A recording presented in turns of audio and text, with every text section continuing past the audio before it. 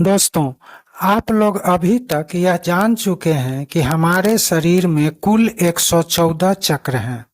उनमें से 7 चक्र जो रीढ़ की हड्डी पर स्थित हैं, हमारे शरीर की ऊर्जा प्रणालियों का एक महत्वपूर्ण हिस्सा अवश्य है, किंतु शेष 107 चक्रों के मदद के बिना ये 7 चक्र कुछ भी नहीं कर सकते। अर्थात 7 चक्रों के अतिरिक्त शेष 107 चक्रों की भी हमारे शारीरिक, मानसिक और आध्यात्मिक स्वास्थ्य में भूमिका है। अतः शेष 107 चक्रों की उपेक्षा करना हमारे स्वास्थ्य पर प्रतिकूल असर डाल सकता है।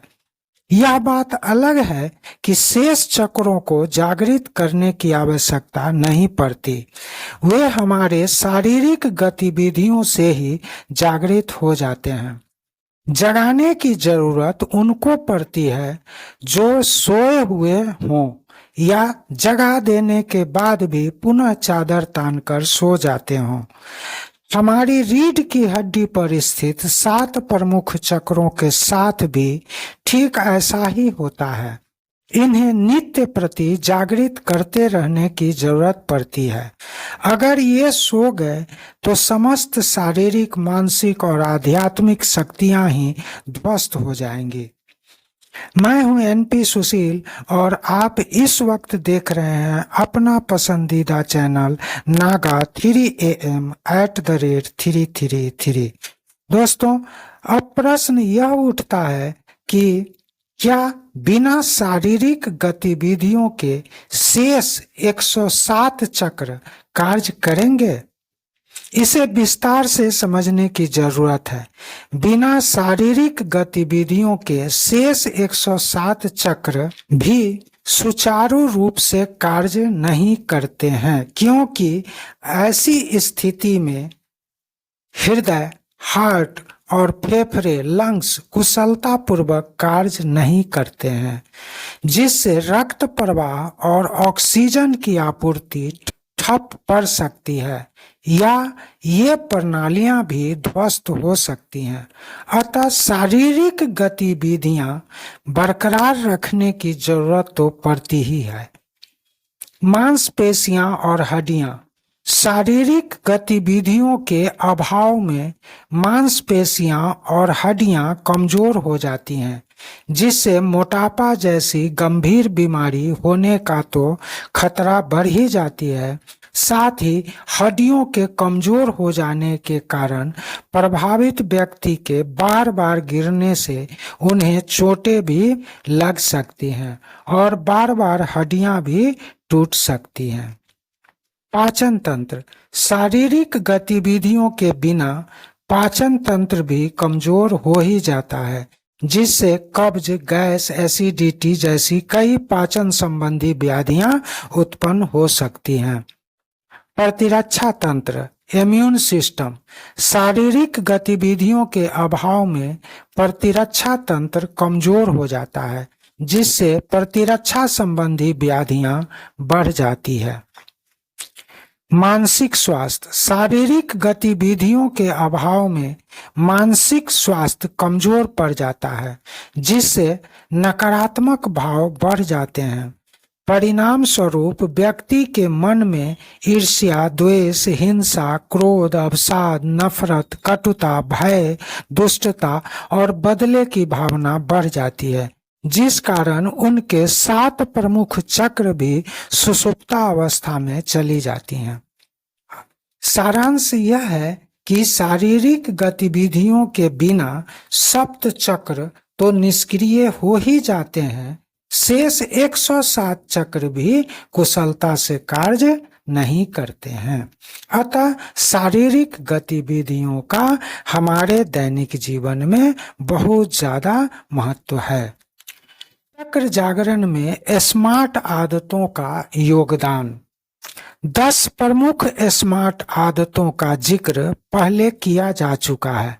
संबंधित वीडियो का लिंक डिस्क्रिप्शन बॉक्स में दे दिया जाएगा। आप उस वीडियो को अवश्य देख लीजिएगा। जो भी व्यक्ति बताए गए 10 स्मार्ट आदतों के अभ्यस्त हैं, उन्हें तो चक्र साधना की भी प्रायः जरूरी नहीं ही पड़ती है। दुनिया में आज तक जो भी व्यक्ति सफल हुए हैं, उनके जीवनी को पढ़िए।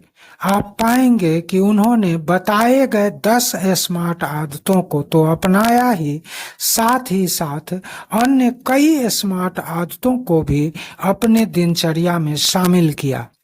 सारांश यह है कि जीवन में सफल होने के लिए चक्र साधना उतना आवश्यक नहीं है जितना कि स्मार्ट आदतों का होना आवश्यक है, क्योंकि स्मार्ट आदतों से प्रायः अनेक चक्र स्वतः ही जागृत हो जाते हैं।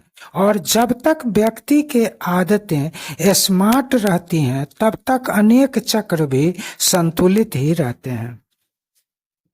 अब प्रश्न यह उठता है कि जब स्मार्ट आदतों से ही चक्र संतुलित रहते हैं, तो चक्र साधना करे ही क्यों? इसका कुछ कारण है। पहला कारण, स्मार्ट आदतों को नियमित रूप से अभ्यास में रखना आसान नहीं है। भाग दौड़ के जीवन में इसे नियमित रख पाना कठिन कार्य है, किंतु चक्र साधना करने वाले साधक कहीं भी रहें, ब्रह्म मुहूर्त में जगकर इस कार्य के लिए 1 घंटा समय निकाल ही सकते हैं। दूसरा कारण है, स्मार्ट आदतों को अपनाना 24 घंटे का कार्यक्रम है, जबकि 7 चक्र साधना मात्र 1 घंटे का कार्यक्रम है, जिसे सुबह सवेरे करके साधक अन्य सभी कार्य कर सकते हैं। तीसरा कारण, चक्र साधना बीमारी को दूर भी रखता है और बीमारी को ठीक भी करता है। स्मार्ट आदतों से भी लोग प्रायः स्वस्थ रहते हैं, किंतु इसे अपनाने वालों को बीमारी नहीं होगी ऐसा नहीं कह सकते हैं। संक्षेप में, स्मार्ट आदतों और 7 चक्र साधना दोनों ही मानव जीवन के लिए जरूरी है। जो भी व्यक्ति अपने जीवन में इन दोनों को अपना लेते हैं, वे सब कुछ हासिल कर लेते हैं: दौलत, स्वास्थ्य, सफलता, शोहरत और शांति। मानव जीवन में चक्र साधना का महत्व। मानव जीवन में चक्र साधना का बहुत महत्व है। चक्र साधना से साधक को शारीरिक, मानसिक, भावनात्मक और आध्यात्मिक स्वास्थ्य को बेहतर बनाने में मदद मिलती है। चक्रों को संतुलित करके व्यक्ति अपने जीवन को सुखमय और आनंददायक बना सकता है। चक्र साधना एक शक्तिशाली अभ्यास है जो व्यक्ति को शारीरिक, मानसिक और आध्यात्मिक स्तर पर औरों से बेहतर बनाता है। चक्र साधना करने वालों की सोच सामान्य जन से काफी भिन्न हो जाती है। इसके साधक में समस्त मानवीय गुणों का भंडार छिपा रहता है। अब एक बात जो बहुत से लोगों को जानकारी नहीं है और ऐसा वे बराबर पूछते भी रहते हैं, तो आज मैं आपके सारे प्रश्नों का जवाब यहाँ दे रहा हूँ कि किस आयु वर्ग में कौन से चक्र विकसित होते हैं और किस आयु वर्ग में कौन से चक्र को जागृत रखना पड़ता है। तो आइए जानते हैं इसे विस्तृत रूप से। 0 से 7 वर्ष, इस आयु वर्ग में पहले चक्र, मूलाधार चक्र का विकास होने लगता है। यानी 0 से 7 उम्र के जो बच्चे हैं, उनमें केवल मूलाधार चक्र ही विकसित रहता है। यदि उनके चक्र डीएक्टिवेट भी रहेंगे तो केवल मूलाधार चक्र ही। दूसरा, 7 से 14 वर्ष, इस आयु वर्ग में स्वाधिष्ठान चक्र का विकास हो जाता है। 0 से 14 आयु वर्ग के बच्चों में 2 ही चक्र पाए जाते हैं, मूलाधार चक्र और स्वादिष्ठान चक्र। तो यदि इनको जागृत करना पड़ा तो केवल यही 2 चक्र मूलाधार और स्वादिष्ठान चक्र ही जागृत करेंगे। अब 14 से 21 वर्ष इस आयु वर्ग में मणिपूरक चक्र का विकास हो जाता है, अर्थात 21 वर्ष तक के लोगों में 3 चक्र पाए जाते हैं। कौन कौन? मूलाधार, स्वादिष्ठान और मणिपूरक चक्र। तो यदि इनको एक्टिवेट करना पड़ा तो बस यही 3 चक्र वो करेंगे, मूलाधार, स्वादिष्ठान और मणिपूरक।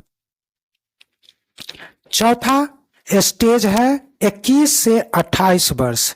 इस आयु वर्ग के व्यक्ति में चौथा चक्र, अनाहत चक्र, जिसे हार्ट चक्र भी कहते हैं, का विकास हो जाता है। 28 से 35 वर्ष इस आयु वर्ग में 5वां चक्र यानी विशुद्धि चक्र का विकास हो जाता है। 35 से 42 वर्ष इस आयु वर्ग में 6ठे चक्र यानी आज्ञा चक्र का विकास हो जाता है। 42 से 49 वर्ष इस आयु वर्ग में 7वां चक्र यानी सहस्त्रार चक्र का विकास भी हो जाता है। तो जब व्यक्ति की आयु 49 वर्ष हो तो उनको 7 चक्र देखना पड़ेगा, क्योंकि अब उनके 7 चक्र विकसित हो गए होते हैं। अब यह भी बता दूं कि 7 वर्ष के बच्चे केवल मूलाधार चक्र को संतुलित करने का उपाय करेंगे। 14 वर्ष तक के बच्चे मूलाधार और स्वादिष्ठान दोनों को संतुलित करेंगे। 21 वर्ष तक के व्यक्ति मूलाधार, स्वादिष्ठान और मणिपूरक चक्र को संतुलित करने का उपाय करेंगे। 28 वर्ष तक के व्यक्ति अपने 4 चक्रों मूलाधार, स्वादिष्ठान, मणिपूरक और अनाहत को संतुलित करने का उपाय करेंगे। 35 वर्ष तक के व्यक्ति अपने 5 चक्रों को 42 वर्ष तक के व्यक्ति अपने सभी 6 चक्रों को तथा 49 वर्ष या इससे अधिक आयु वर्ग के व्यक्ति अपने 7 चक्रों को जागृत करने का कार्य करेंगे। तो दोस्तों, ये थी आज की विशेष जानकारियां जो अन्यत्र या किसी भी वीडियो में अभी तक नहीं बताया गया है। अब आप सभी साधक समझ गए होंगे कि आपको अपने किन चक्रों पर कार्य करना है। आज की जानकारी सभी साधकों के लिए निश्चित ही ज्ञानवर्धक है। कृपया वीडियो को लाइक कर दें। यदि आपकी इच्छा हो कि यह चैनल ग्रो करे तो आप वीडियो को लाइक, शेयर, कमेंट और सब्सक्राइब भी कर सकते हैं। अभी तक वीडियो देखने के लिए बहुत बहुत धन्यवाद। मिलता हूं फिर से नई जानकारी के साथ नए वीडियो में। तब तक के लिए नमस्कार। जय हिंद, जय भारत।